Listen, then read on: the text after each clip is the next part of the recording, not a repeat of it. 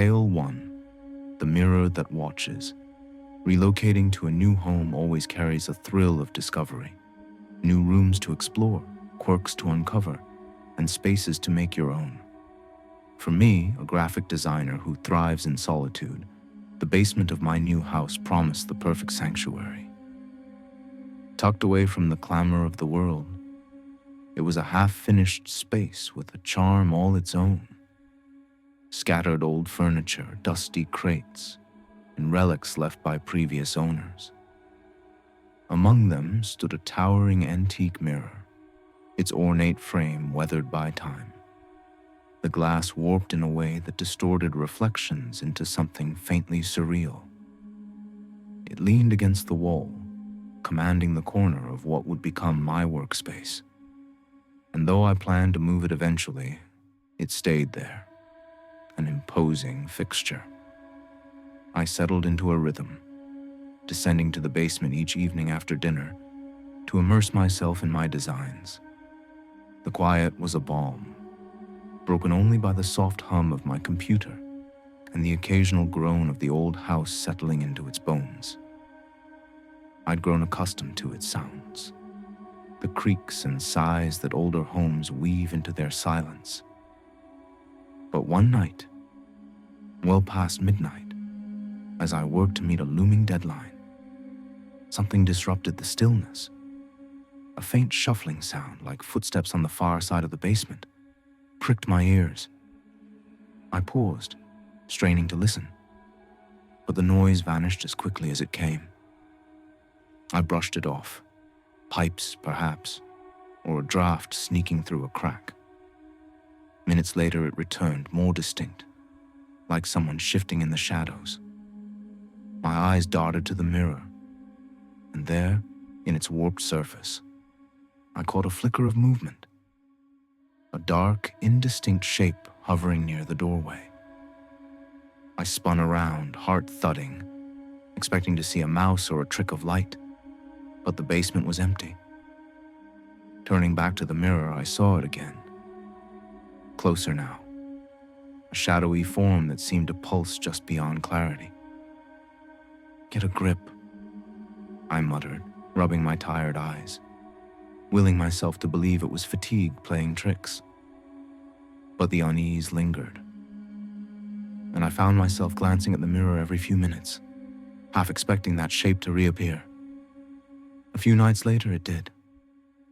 I was deep in my work, the world beyond my screen a blur, when I glanced up and froze. There, in the mirror, stood a figure, tall, shadowy, its edges indistinct but undeniably present. It was close, too close, as if standing just behind my chair. My pulse raced as I whipped around, but the basement remained empty, bathed in the dim glow of my desk lamp. I stared back at the mirror, my breath shallow, and the figure lingered, its form sharpening slightly, a dark silhouette that seemed to hum with an unnatural energy. I sat paralyzed, locked in its gaze for what felt like an eternity, but was likely mere seconds. Then, it vanished. Determined to reclaim my space, I returned the next night, music blaring to drown out my nerves, but the air felt heavier, the basement colder. My eyes kept drifting to the mirror, and there it was again. Closer still, its form more defined, a shadowy mass that seemed to press against the boundary of the glass. I bolted from my chair, heart hammering, and backed away. The basement was empty, silent, but the mirror felt alive, its surface a window to something I couldn't comprehend. The next day, I decided the mirror had to go. I gripped its heavy frame, intending to drag it upstairs, when I noticed something chilling. A faint handprint smudged on the glass, as if pressed from the other side. My hands shook as I stumbled back, the mirror crashing to the floor. The handprint was unmistakable, its edges sharp, as if something had tried to claw its way out. I couldn't work in the basement anymore. I hauled my setup to the living room, where sunlight and open space felt safer. But the memory of that handprint clung to me. Days later, I enlisted my friend Daniel to help remove the mirror. We descended into the basement, the air thick with a chill that hadn't been there before. The handprint was still visible, stark against the glass. Daniel squinted at it, skeptical. "You sure this wasn't you?" he asked. I shook my head, unable to voice the dread curling in my chest. Together we carried the mirror to the curb, its weight oppressive, as if it resisted leaving. The next morning, the garbage truck took it away, and for a moment, I felt lighter. But the relief was fleeting. Even in the living room, I catch myself glancing at windows, expecting to see that shadowy figure reflected back.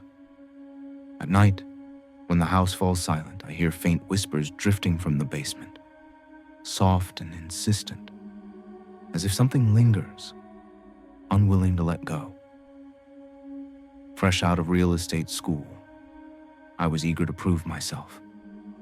My agency sent me to inspect an old mansion in an upscale neighborhood, a sprawling relic that had sat empty for years. It was the kind of place that drew whispers, tales of strange noises, vanishing objects, and an air of neglect that clung to its faded grandeur. I dismissed the rumors as folklore, seeing the house as a fixer-upper with potential. My task was a full inspection, a chance to catalog its quirks and report back. I arrived at noon, armed with a flashlight and a notebook. The house was as expected, peeling wallpaper, cobwebbed corners, and a musty scent that hung in the air. I moved methodically, snapping photos and jotting notes, marveling at the remnants of its former elegance. The basement was my final stop, its heavy door creaking as I pushed it open. The stone steps descended into a cavernous space with bare cement floors and rusty shelves. It was unremarkable, until I spotted a second door, half hidden behind crates, slightly ajar. Curiosity tugged at me. The house records hadn't mentioned a sub-basement, and I hesitated, torn between caution and intrigue. But the pull of discovery won out. I squeezed past the crates and descended the narrow staircase, the air growing colder, the walls closing in. My flashlight cast jittery beams, revealing a small, empty room at the bottom. In its center stood a single metal bed frame, stark and out of place, its presence jarring in the otherwise barren space. As I turned to leave, footsteps echoed above me, slow and deliberate, pacing across the main basement floor. "Hello?" I called, expecting another agent, but silence answered. The footsteps continued, stopping directly above the sub-basement door. Then, with a resounding slam, the door shut, plunging me into near darkness as my flashlight flickered. Panic clawed at me. I raced up the stairs, pounding on the locked door, my shouts muffled in the tight space. I called my boss, voice trembling, and explained the situation. "Footsteps? You're sure?" he asked. I nodded into the phone, though he couldn't see me. He promised to send help, and I waited, the silence pressing in, broken only by the faint sound of footsteps resuming above, then fading. When the police arrived, they found no one. No signs of intrusion, no explanation for the locked door. They suggested squatters, but the house was empty, its secrets sealed within its walls. A week later, my boss called with news. A homeless man had been known to shelter in the basement, slipping in and out unnoticed. It was a plausible explanation, but it didn't account for the locked door or the footsteps' eerie precision. I avoid that house now, its memory a weight I can't shake. The basement window in my home has always unsettled me. Low to the ground, it faces the backyard, its dark pane a constant reminder of something just out of sight.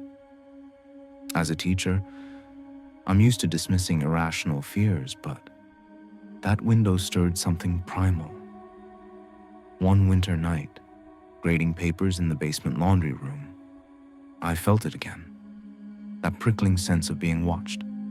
Snow fell softly outside, casting a pale glow through the glass. I tried to focus, sorting clothes, when I glanced up and froze. A face pressed against the window, pale, gaunt, with wide, unblinking eyes. Its breath fogged the glass, and it stared motionless as if studying me. My mind raced. A prank? A prowler? But those eyes held an intensity that felt wrong. I backed away, grabbing my phone to call the police, never breaking eye contact.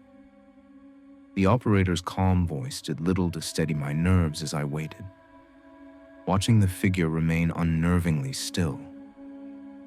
When the police arrived, they found nothing.